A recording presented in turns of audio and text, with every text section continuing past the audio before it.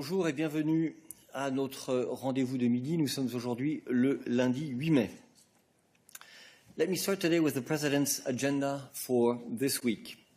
Tomorrow, the President will be in Kyiv, Ukraine, where she will meet President Volodymyr Zelensky and reaffirm the EU's unwavering support towards the country. As you will, of course, have noticed, this visit will take place on Europe Day. In this context, we warmly welcome the announcement by President Zelensky that the 9th of May will from now on also be celebrated as Europe Day in Ukraine. Then, this Sunday, the President will be in Aachen, Germany, where she will give a speech on the occasion of the International Charlemagne Prize 2023 for Volodymyr Zelensky and the people of Ukraine. These are all our announcements for today. We are ready to take your questions. My God, Suzanne, that's so enthusiastic. Just in case you didn't see me. Suzanne Lynch from Politico. Just following up on this announcement of a visit by President von der Leyen. The Commission was due to bring forward an oral update on Ukraine's progress in meeting its accession plan in the spring. That's in addition to the plan that we're expecting later on in the year, and it hasn't come yet. Is that something she's going to be sharing with President Zelensky tomorrow? Well, obviously the visit will focus on all the dimensions of our relations with Ukraine, and certainly the enlargement process is one of those issues that we bring with us. But this is not about us sharing necessarily at this stage an assessment which, as you yourself point out, still needs to be made and which is to be made to the Council. Any other questions on this visit? Although, as you can understand, for security reasons, we will remain very discreet on the details of the visit. Christian.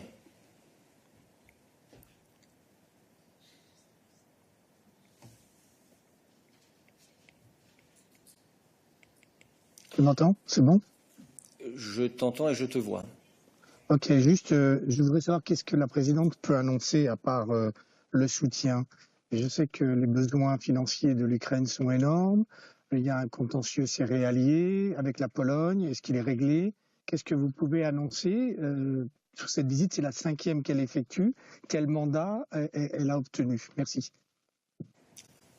Merci. Écoute, je t'invite à écouter ce que la présidente sera amenée à dire demain lorsqu'elle sera à Kiev. Nous n'allons pas ici détailler le contenu des discussions qui auront lieu demain en Ukraine. David. Oui, merci Eric. C'est en partie lié parce que c'est Ukraine présidente Commission. Selon plusieurs sources, les États membres ont reçu la proposition de la Commission pour le 11e paquet de sanctions. Je voulais avoir confirmation officielle de votre part, sans entrer dans la substance de la proposition. Et par rapport au précédent paquet, très souvent, je ne suis pas sûr tous les fois, mais très souvent, la présidente et le haut représentant avaient annoncé la proposition. Pourquoi cette fois on n'a pas eu une annonce, disons, plus officielle, une vidéo sur Twitter, etc. Merci. Merci beaucoup. Je peux te confirmer que, effectivement, la proposition de la Commission pour le 11e paquet de sanctions a été transmise aux États membres vendredi. Tu as tout à fait raison de dire que nous n'allons pas ici en détailler le contenu. Comme tu l'as toi-même dit, le timing de l'annonce que la Commission peut faire et sa forme a varié en fonction des paquets. Ce que je peux te dire, c'est que nous nous attendons à ce que la première discussion au Coreper ait lieu ce mercredi. Carl. Oui, bonjour Eric. Est-ce que tu peux tout de même nous confirmer que dans ce 11e paquet, il y aura des sanctions d'un genre, d'un type nouveau, où on s'apprête à sanctionner des entreprises de pays tiers qui seraient liées à un contournement des sanctions ou du moins à une aide à la Russie?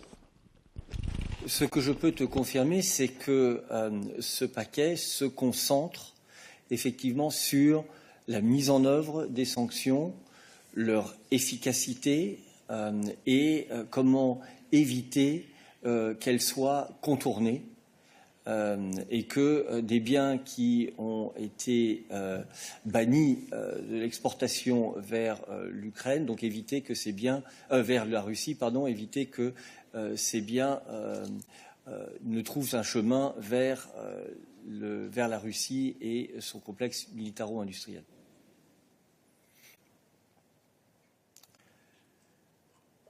Je vois une seule main levée, donc Mose, I give you the floor.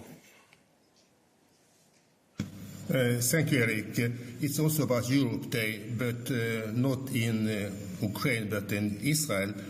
If I may ask a question about that, because as you know, European delegation to Israel in Tel Aviv will organize or plan to organize a reception tomorrow on Europe Day. And it seems now that the Israel government is going to send this far-right minister of national security, Itamar Ben-Gvir, who is not very welcome, I suppose. My question is now whether the reception will go ahead as planned. Will it be cancelled? Or maybe EU headquarters in EU will ask the government in Israel to be represented by another more acceptable minister at this event? Thank you. Thank you. Your question involves lots of different undertones. Let's just focus on the facts. Peter. Thank you very much. Indeed. So as a matter of fact, the European Union and our delegations around the world are always at important events or at important occasions and days organizing official receptions to which the partners are invited. That includes also the institutions of the host country. So this is the same case this year also in Israel, where our delegation, in the run-up to the preparations of celebrating Europe Day, has reached out to the Israeli government, inviting the Israeli government or a representative of the Israeli government to participate, of course, and to represent the government of Israel. Another fact is that yesterday Minister Ben-Gvir confirmed his intention to represent the Israeli government at this reception, and he confirmed it through a media statement. So we are now consulting internally and also with our member states on how to handle the situation, because we don't endorse the political views of Mr. Ben-Gvir. We don't endorse the political views of his party, because they are in stark contradiction with all the values and principles the European Union stands for and believes in. So this is the situation as it stands now. Thank you. Mose, follow-up. Thank you. Very quick follow-up. But can you confirm whether all the ambassadors of EU member states in Tel Aviv, if they have met today and recommended headquarters in the EU to altogether cancel this reception because of this minister? Thank you. Thank you, Mose. Again, as a general rule, we never discuss in public the internal deliberations of the European Union, specifically the working formats. But I can only repeat what I already said, that we are consulting internally, so here internally in Brussels, and also with our member states, and also on the ground the situation. And we will see what the outcome of the situation, of the discussions will be, and then, if necessary, we will share them also in public. Okay, thank you. Any other questions on foreign affairs for Peter? Nawab.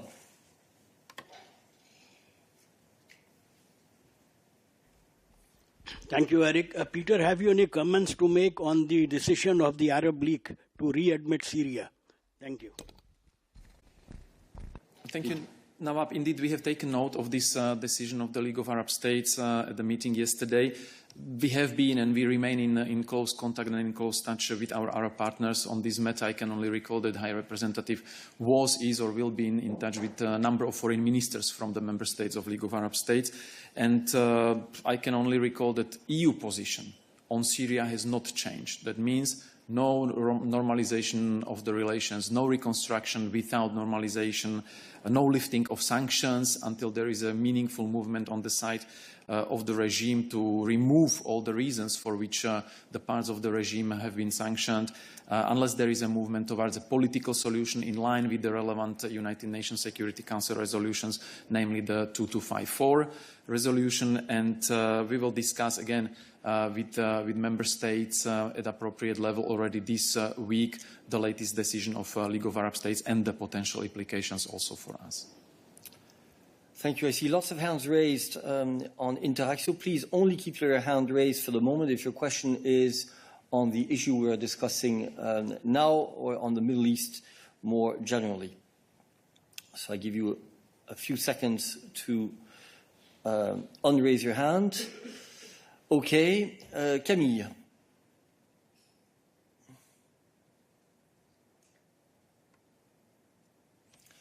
Merci de brancher ton micro et ta caméra.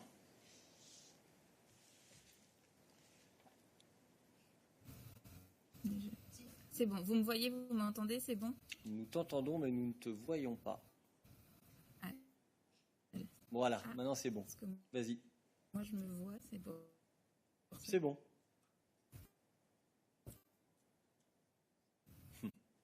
Ah, super. J'avais deux questions en fait sur le Proche-Orient. La première, c'était par rapport au statement de M. Borrell de cette semaine, de ce week-end, pardon, sur... Je suis désolé Camille, mais la connexion audio ne marche pas. Nous n'entendons pas ce que tu dis correctement, donc je te serais reconnaissante de prendre contact bilatéralement avec Peter après le rendez-vous de midi. Noureddine.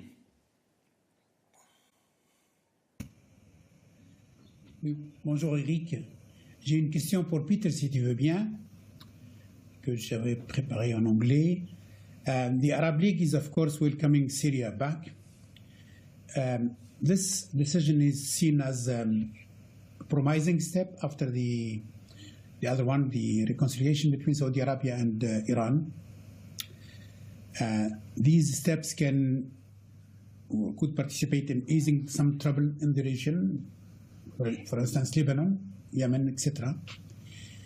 My question is, if the European Union stick to its, the word is mine, dogmatic approach towards Syria, this could put the European Union, let's say, out of the region or diminish the impact of the European Union on the ground. Until now, yes, of course, the European Union is the biggest donor or the first donor to the Syrian refugees and Syrian there, but things are changing in the region, and Turkey is about to normalize its relationship with Syria. Saudi Arabia did, of course, Lebanon, of Egypt, the United Arab Emirates. So it seems that the European Union position is quite. C'est une position dogmatique qui ne change pas. It doesn't take into consideration the ongoing changes in the region. So should the European Union adapt its approach towards the conflict in Syria? First, and I know that it's too early to ask the question, will the Syrian government have representatives in the next conference here in Brussels? Thank you. Peter. Thank you, Noureddine. The position of the European Union is not dogmatic. The position of the European Union is consensual. That means it's formed in the consensus of 27 member states. It reflects what the 27 member states of the EU want to do in respect to a specific topic or to a specific country.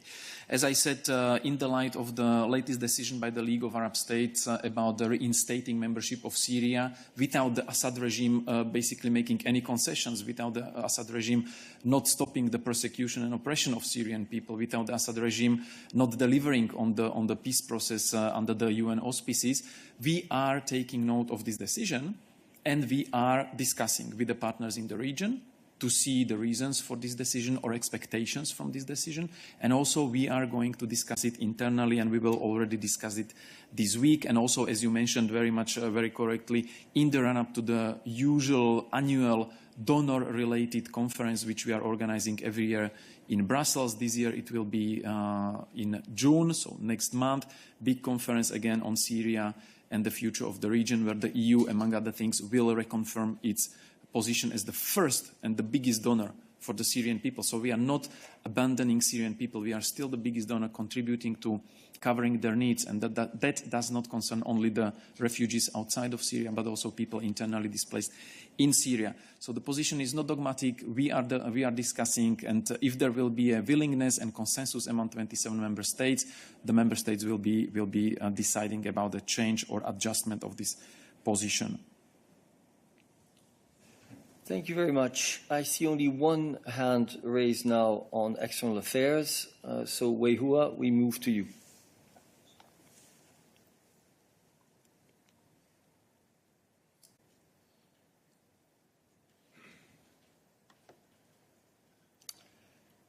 Time that EU sanctions do not have this extraterritoriality, not like the ones by the US. So how could you explain this possible move? I mean, for example, there were so many reports about India buying record amount of oil from Russia, then resell to EU. So does that mean you might sanction India as well? Thank you. Good try, Wei Hua, but we're not going to be commenting on the proposal, as I said before. On foreign affairs, yeah, go ahead, Rosie. Hi, Suneva Rose from the National. Just a quick question on China. There's a Chinese spokesperson that says the Chinese foreign affairs minister will be in France, Germany and Norway this week. Can you confirm if there'll be any stop in Brussels, any meeting with EU officials, or do you have any comment on this visit? Thank you. Thank you. One comment that this is, of course, happening in the context of the quite intense exchanges we are having now between the European Union member states and China. Recently, if the Chinese foreign minister didn't announce a stop in Brussels in the tour of their foreign minister, it's not up to me, of course, to contradict it. I can only confirm on behalf of HRVP that he doesn't have any immediate plans to meet the foreign minister now during this trip of his in European member states. But HRVP has had a trip to Beijing scheduled last month, which he couldn't do because of health reasons, and he is determined to proceed. So he is about to travel to Beijing whenever the agenda will allow it. Thank you. Wei Hua, you have another question? No. I think it was just there. So okay. All right. Thanks. Okay. I think this concludes the foreign affairs chapter. Any other issues for us today? Okay. Mathieu.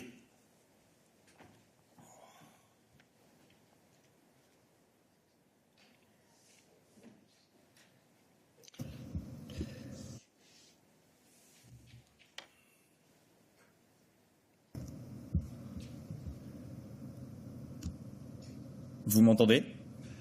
Nous t'entendons, mais nous avons besoin de te voir aussi. Ok, alors je vais essayer. Je suis désolé, mais...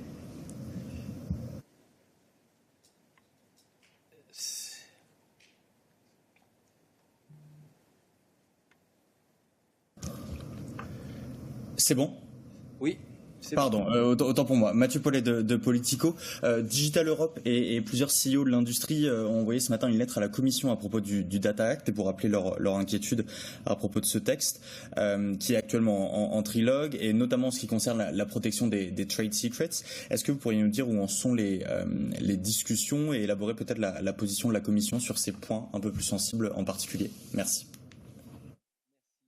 Effectivement, nous avons vu ces articles et Johannes va te répondre.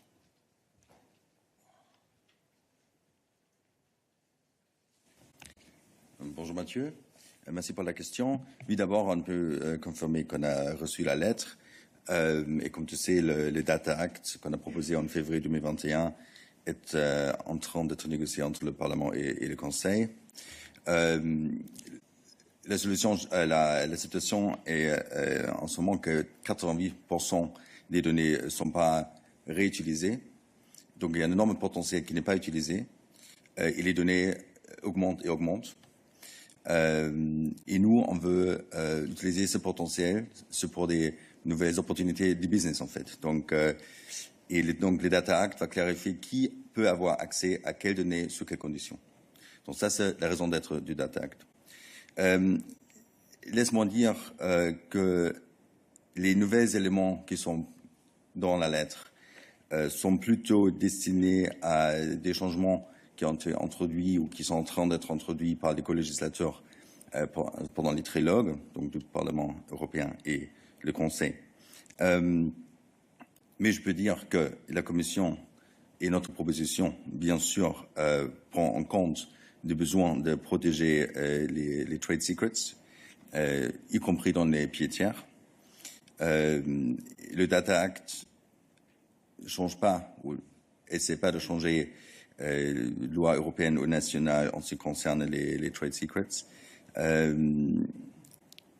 Mais il est important que les trade secrets ne sont pas utilisés comme excuse de ne pas partager les données. Donc il faut être un équilibre qui est à trouver, et ça justement est défini ou clarifié dans la proposition du Data Act. Il y a des safeguards, donc une protection technique et aussi contractuelle proposée dans le Data Act. Je vais aussi peut-être dire que dans notre proposition, l'application territoriale s'applique à l'Union, donc l'Union européenne n'est pas au pied de terre. En ce qui concerne les clouds, il y a aussi un argument dans la lettre qui concerne les fixed term contracts. Je peux peut-être juste clarifier que le Data Act ne souhaite pas à mettre fin à des fixed term contracts, donc ce forme de contrat, mais il est important justement que tout le monde trouve ce dont il a besoin, aussi en termes de contrat, mais aussi en termes de cloud offerings. Et donc ça c'est le but du Data Act, donc d'éviter ce qu'on appelle en anglais le vendor lock-in. Et bien entendu, nous restons en disposition des co-législateurs et les soutenir pendant les trilogues. Merci. Merci beaucoup, Johannes. Y a-t-il d'autres questions sur ce sujet pour nous? Ça n'est pas le cas. Y a-t-il d'autres sujets pour nous aujourd'hui? David.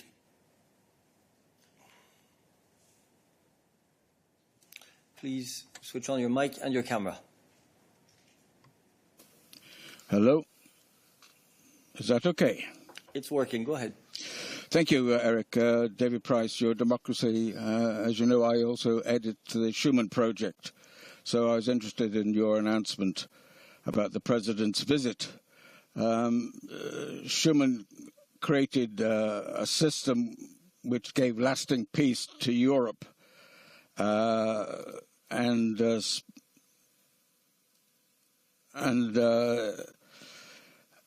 Specifically, on the 9th of May 1950, he also spoke about Russia and creating a system where post-Soviet Russia could join a European energy community of coal and steel. Now, I'm wondering whether you could comment on that and basically the lost opportunity we had in 1991 to actually create that energy community. At the moment, the European Union is doing the opposite of peace by supplying vast amounts of weapon systems, which were never envisaged in the system. So will the President address the future of the European continent and the vision that Schuman had on the 9th of May 1950? Thank you for this extremely extensive question. No, I'm not going to comment on lost opportunities, as you say, as you judge that they were dating back to the 90s. Secondly, I have said that the President is going to Ukraine to reaffirm our support to the country as it wages its defense against the war of aggression from Russia. That is the issue of her visit, this cooperation between the European Union and Ukraine. Yes.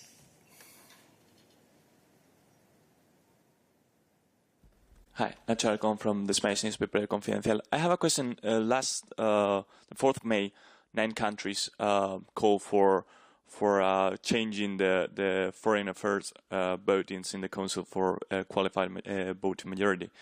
And I wanted to know that President von der Leyen also called for that in 2022. That's also one of the conclusions of the Conference of the Future of Europe. I'm wondering if the Commission is going to use this push by 9 countries to try to push again for this changing, or if the President has any plans on that. Thank you. You're absolutely right to mention the fact that the President had indeed expressed her support for a shift to qualified majority voting in this field.